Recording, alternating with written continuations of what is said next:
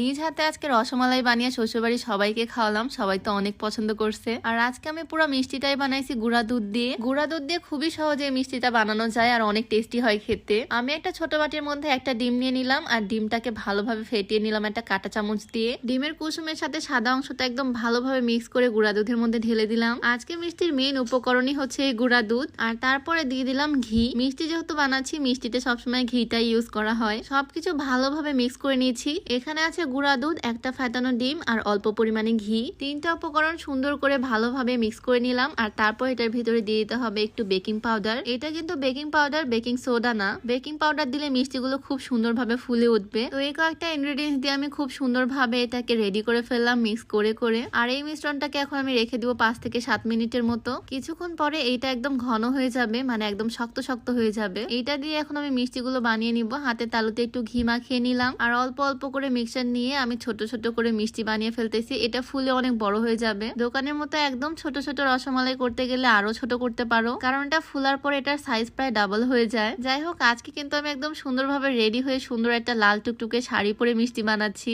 এই শাড়িটা সৌন্দর্য রান্নাঘরে তোমরা বুঝতে পারবে না, চলো তোমাদেরকে ছাদে নিয়ে যাই। একদম সুন্দর লাল টুকটুকে একটা শাড়ি, পাড়টা কি সুন্দর ডিজাইন করা। এইটা হচ্ছে একটা মণিপুরি শাড়ি। আর এই সুন্দর শাড়িটা আমি নিয়েছি মোনা ফেসবুক পেজ থেকে। তাদের পেজে আরো সুন্দর সুন্দর শাড়ি কালেকশন আছে। এই শাড়িগুলো খুবই সুন্দর, আমার কাছে খুবই ভালো লাগে, পরতেও ইজি। আমার কাছে লাল কালারটা অনেক ভালো লাগছে, সেজন্য আমি লালটাই নিছি তাদের পেজ থেকে। তাদের ফেসবুক পেজটা অর্থাৎ মোনা ফেসবুক পেজটা আমার ডেসক্রিপশনে মেনশন করে দেওয়া থাকবে, তোমরা চাইলে তাদের পেজটা ভিজিট করে আসতে পারো। অনেক শাড়ি কালেকশন আছে তাদের পেজে। যাই হোক, আবারও তোমাদেরকে আমার রান্নাঘরে নিয়ে চলে আসলাম। আমার মিষ্টি বানানো কিন্তু অলমোস্ট ডান। আমি অনেকগুলো মিষ্টি এখানে বানিয়ে ফেলছি, এগুলো ফুলে গেলে অনেক বড় বড় হয়ে যাবে। একটা প্লেটে আমি গোল গোল করে মিষ্টি শেপ করে রেখে দিলাম। আর দেন চুলায় একটা পাতিল বসিয়ে দিলাম। পাতিলের মধ্যে দিয়ে দিলাম গরুর দুধ। তোমরা কিন্তু চাইলে সম্পূর্ণটাই গুঁড়া দুধ দিয়ে করতে পারো। আমাদের বাসায় গরুর দুধ ছিল, তাই আমি গরুর দুধটাই ইউজ করলাম। আর দুধটা যাতে একটু ঘন হয় সেজন্য আমি এটার মধ্যে দিয়ে দিচ্ছি গুঁড়া দুধ। আর যেহেতু মিষ্টি বানাচ্ছি, চিনি তো মাস্ট দিতেই হবে, তো দুধের মধ্যে দিয়ে দিলাম চিনি। চিনি দেওয়ার পর ভালোভাবে নেড়ে চেড়ে মিক্স করে দিলাম। আর এটার ভিতরে এখন দিয়ে দিচ্ছি বানানো মিষ্টিগুলো।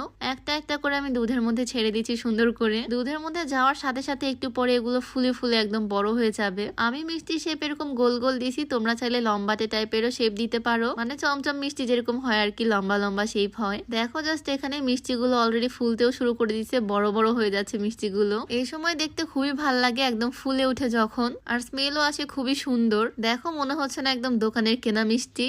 তো ভালোভাবে নেড়ে চেড়ে দেন এটাকে এখন ঢাকনা দিয়ে রাখতে হবে। আমি রাইস কুকারে ঢাকনা দিয়ে ঢাকলাম, আর যে ফুটা ছিল সেটা আমি টিস্যু দিয়ে অফ করে দিলাম। আর কিছুক্ষণের মধ্যে মিষ্টিগুলো সব দুধ টেনে নিবে একদম। মিষ্টিগুলোকে আমি একটা প্লেটের মধ্যে উঠিয়ে রাখলাম। দেখো কি টেস্টি লাগতেছে না দেখতেই। আর কড়াইয়ের মধ্যে আমি আরো একটু দুধ দিয়ে দিয়েছি, তার মধ্যে দিয়ে দিয়েছি সামান্য পরিমাণে পানি, একটু গুঁড়া দুধ দিয়ে দিলাম। ভালোভাবে মিক্স করে তার মধ্যে দিয়ে দিয়েছি কন্ডেন্স মিল্ক। হাত দিয়ে পড়লো না, দেন চামচ দিয়ে দিলাম। দেন এই দুধের মধ্যেও দিয়ে দিলাম চিনি। এটাকে অনবরত অনেকক্ষণ নাড়তে হবে যতক্ষণ না এরকম ঘন হয়ে আসে। এরকম ঘন একটু ব্রাউন কালার হয়ে আসার পরে আমি মিষ্টিগুলোর উপরে দিয়ে দিচ্ছি। আমার মিষ্টি বানানো অলমোস্ট ডান। এভাবে মিষ্টি বানিয়ে দেন উপর থেকে আমি দুধটাকে দিয়ে দিলাম। দেখো দেখতেই কি সুন্দর লাগতেছে, তাই না? মনে হচ্ছে না খেতে অনেক মজা হবে? আর আসলেও কিন্তু তাই, এটা খেতে অনেক টেস্টি হয়। সবাই খেয়ে অনেক প্রশংসা করছে। তোমরাও কিন্তু চাইলে সহজ রেসিপিটা বাসায় ট্রাই করে দেখতে পারো, সবাই অনেক পছন্দ করবে। তো আজকে ভিডিও ছিল এই পর্যন্তই। সবাই ভালো থাকো, দেখা হচ্ছে নেক্সট ভিডিওতে। আল্লাহ হাফেজ।